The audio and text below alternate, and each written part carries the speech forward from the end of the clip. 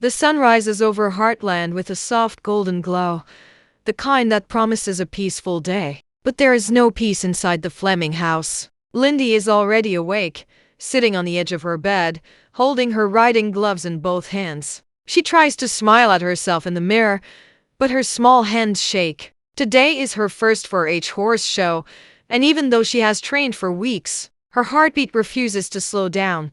Downstairs, Amy moves through the kitchen, packing boxes and brushing horse dust from her jacket. She tries to act normal, calm, supportive. She keeps telling herself that today is about Lindy. It is about love, growth, and giving her daughter the same bond with horses that once saved Amy's own life. But behind her steady voice, Amy hides a quiet worry. She has seen something strange in Lindy's training recently, moments when Lindy would tense up for no clear reason, or when her horse would react as if something had spooked it. Amy hasn't asked the hard questions yet. She has not wanted to push. Maybe she should have. Lindy finally walks into the kitchen. Her riding boots tap lightly against the wooden floor as she tries to appear confident. Amy turns, giving her daughter an encouraging smile. "Big day," she says. Her words are warm, but her eyes search Lindy's face. The girl nods and picks at her sleeve. She is not scared of riding. She is scared of failing.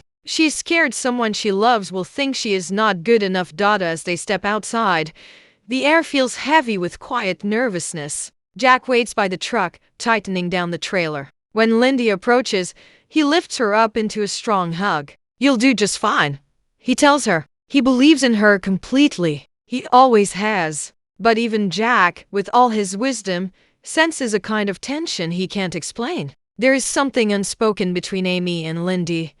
Something emotional that neither of them knows how to deal with yet. Ty's old bracelet is wrapped around Lindy's wrist. She wears it for luck. She wears it for courage. She wears it because sometimes she misses her father so much, she thinks her heart might break. But she keeps going. That is what the Flemings do. They keep going. To the arena, everything changes. The cheerful noise of children grooming horses and the hum of excited parents fills the air. Trainers shout last-minute advice. Hooves clatter over gravel. Lindy suddenly feels small in a crowd of strangers. Insignificant. She strokes her horse's neck to calm herself, but even he seems uneasy today. He shifts his weight and snorts as if something nearby is bothering him.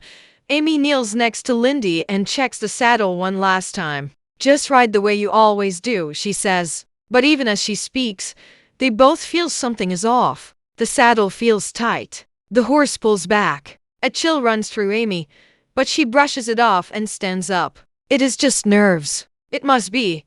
But they are not alone near the trailer. Someone stands a little farther away, watching them. Someone who does not belong here. Someone who knows that today, everything is about to go wrong. Lindy's name is called over the speaker, and the world seems to freeze for a moment. Her fingers tighten on the reins as she leads her horse toward the arena gate. The crowd is not large, but to Lindy it feels like thousands of eyes are staring at her. Her throat goes dry. She tries to swallow her fear, but it sits like a stone in her chest. She glances back and sees Amy by the fence, giving her a reassuring nod. Lindy nods back, but it is not reassurance she feels. It is pressure. She mounts up and takes her place in the line of riders. Everything should be simple now. The routine is the same one she has practiced again and again. Walk, trot, turn, stop. But as the judge gives the signal to begin, Lindy feels something strange. A twinge, a little pull from her horse that feels wrong. His ears flick back nervously, his muscles tense beneath her. It is as if he wants to bolt. She whispers to him, trying to calm him down, but he does not relax. He is not scared. He is reacting to something she cannot see. The riders move forward in a slow, organized circle. Lindy follows, but her horse keeps tossing his head, pulling the bit, stepping off rhythm. People in the crowd notice. A few whisper. Lindy's heart sinks. This is not how it was supposed to go. She practiced. She worked hard. She was ready. But none of that seems to matter now. Near the rail, Katie watches with concern. She leans forward, frowning. "Something's wrong," she mutters. Jack hears her and follows her gaze. He sees it too. The horse is not just nervous. He's uncomfortable. In pain, maybe. Jack's jaw tightens. He knows horses. He knows when something is not right. Lindy tries again to correct course. She squeezes gently and guides the reins, but her horse suddenly jerks sideways. The rider behind her has to pull hard to avoid a collision. The judge raises her hand, signaling a warning. Lindy's cheeks burn. She can feel tears building in her eyes. She will not cry. Not here. Not in front of everyone. She forces her breathing to steady and tries to focus. But just when she thinks she has regained control, her horse lets out a sharp, anxious snort and rises slightly on his front legs. The crowd gasps. Someone yells from the sidelines. The judge signals again and waves Lindy to the side. She has been pulled from the event. She has failed before it even truly began. Silence presses in around her as she dismounts. She feels like she is standing on an island, separated from everyone else by a wall of shame. Amy rushes toward her, but Lindy shakes her head and turns away. She cannot look at her mother. She does not want comfort. She wants answers. And there is a question burning in her eyes that she does not speak out loud. Why did her horse react like that today when he has never done it before? Lindy runs a hand under the saddle as if searching for proof. Then she feels something. Something she did not expect. Something small. Something sharp. Her eyes widen. Someone did this. She looks up, scanning the crowd. Faces blur together. Parents, riders, judges. But one person stands apart from the rest, watching her. No expression. No reaction. As if they already knew what would happen today. Lindy shivers. This was no accident that it was a warning. Amy reaches Lindy at the side of the arena. But before she can speak, Lindy shoves the saddle pad toward her. Her voice is low, tight with anger. Look.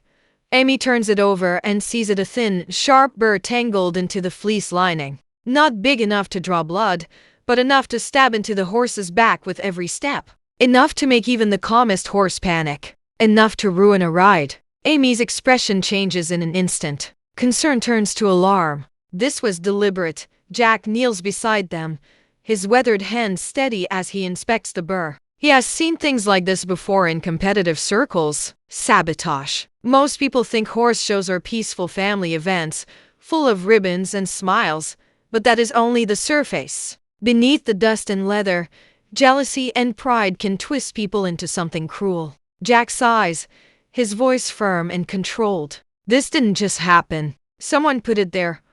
Lindy stares at the ground, hurt boiling behind her eyes. She is young, but she is not naive. She whispers, "Why would someone do that to me?" No one answers, because they all know the truth. It might not have been about her at all. It might have been about Amy. Heartland has a long history. Not everyone likes them. Not everyone wants to see them win.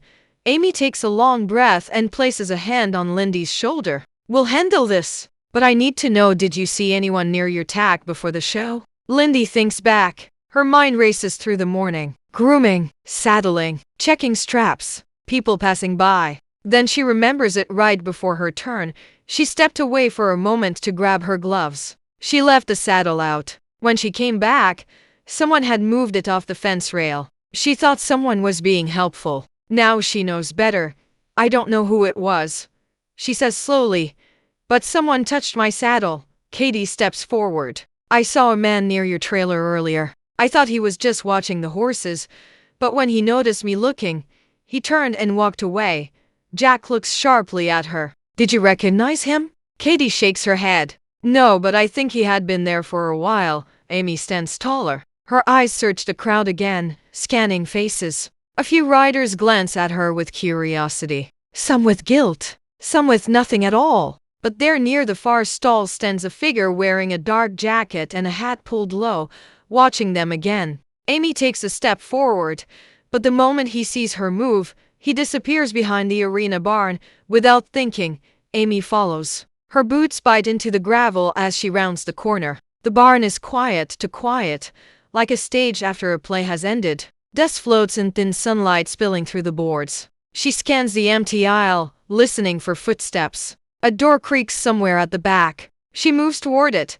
When she reaches the last stall, she pauses. Something lies on the floor. A folded note, weighed down by a small metal bolt from a saddle stand. Amy kneels, picks it up, and unfolds it with growing unease. 3 words are written inside. Keep her away.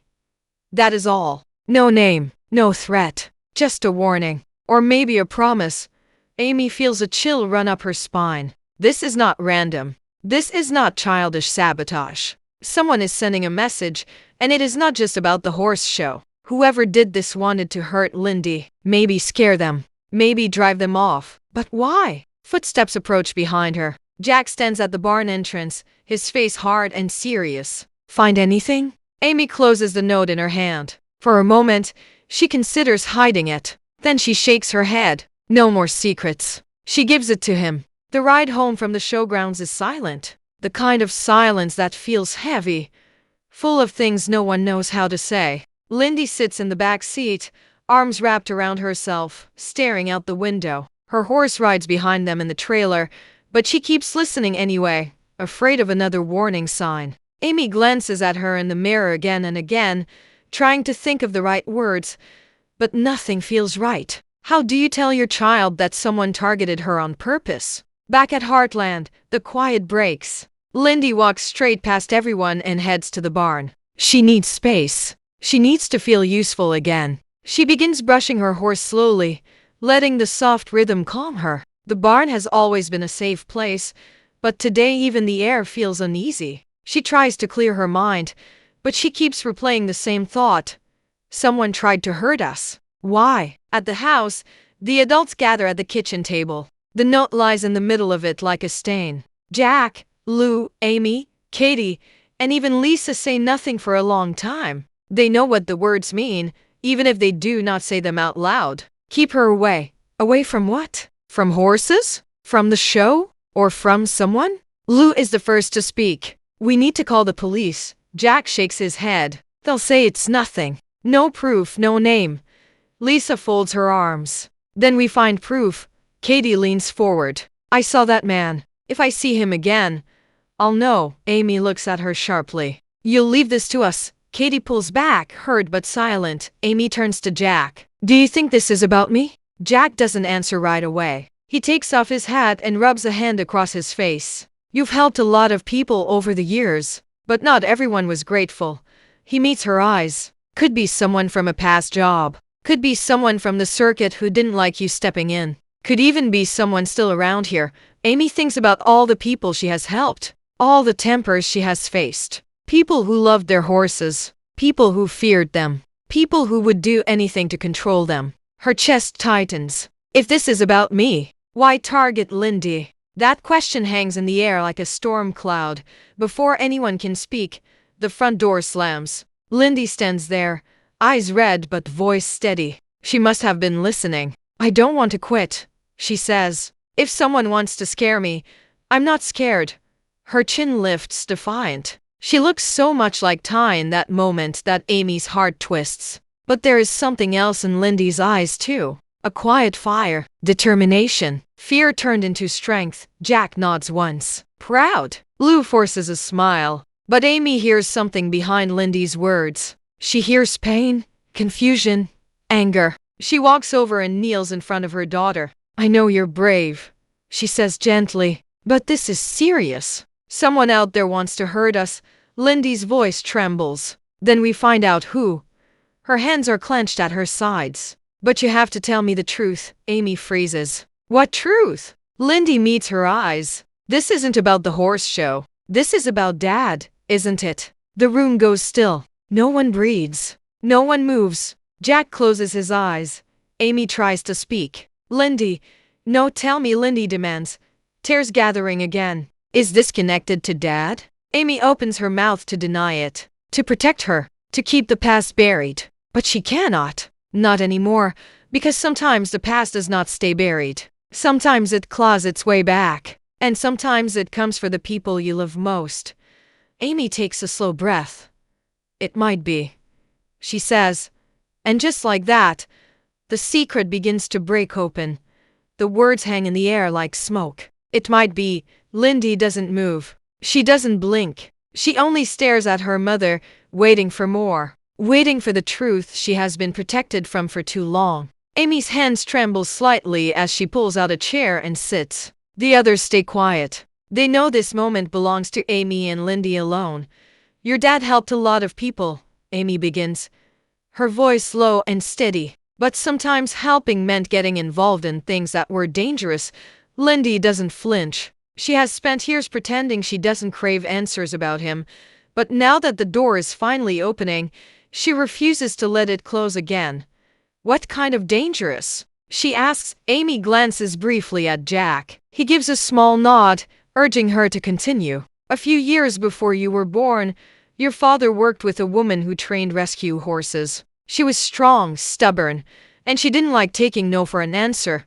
Amy pauses. Her name was Hannah Cole. Lindy frowns. Who is she? Someone who got in over her head, Jack says quietly. Someone who cared more about winning fights than staying safe, Amy continues. Hannah had problems with a man who owned a large breeding stable. He was cruel to his horses. Even worse, he was dangerous. She asked your dad for help. And he couldn't walk away when someone needed him. He stepped in. He exposed the man for abuse. The stable shut down. That should have been the end. But it wasn't.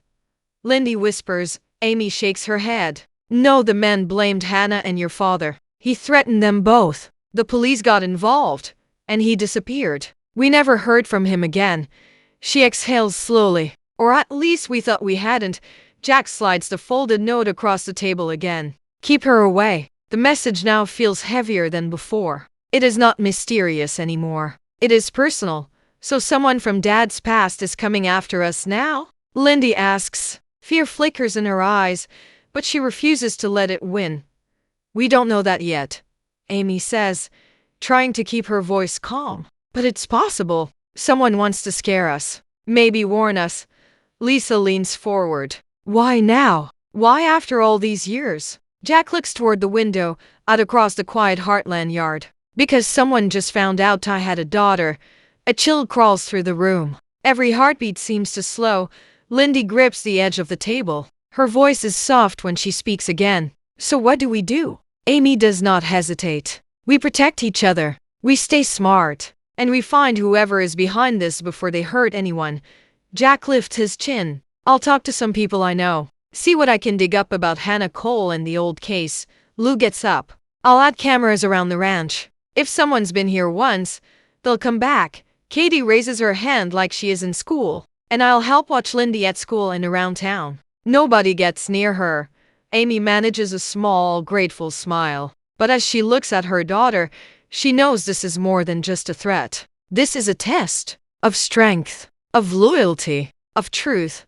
Lindy straightens, wiping the last trace of fear from her face. I don't want to hide, she says. Dad wouldn't hide. Amy pulls her close. No, she says softly. He wouldn't outside.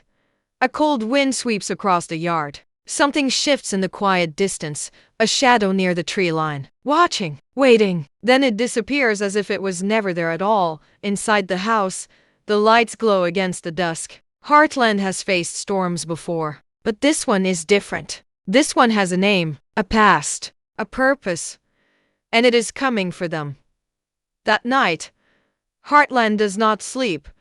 Amy lies awake long after everyone else has gone to bed. She keeps replaying the day in her mind. The burr hidden under Lindy's saddle. The mysterious man at the show. The note in the barn. And worst of all, the truth she finally had to tell her daughter. She looks out the window at the quiet yard. Everything seems calm, but she can't shake the feeling that someone is watching. In the barn, a single light glows above the stalls. Lindy is still awake too. She sits on a bale of hay beside her horse, brushing his mane in slow strokes. She whispers to him, telling him she knows it wasn't his fault, that she trusts him, that no one will ever hurt him again. But under her calm voice, there is a new edge resolve. She is done being the little girl people try to protect. She wants to stand beside her family, not behind them. Outside, the wind shifts and the old barn doors creak. The horse lifts his head suddenly, ears sharp, alert. Lindy freezes, listening. Silence. She holds her breath.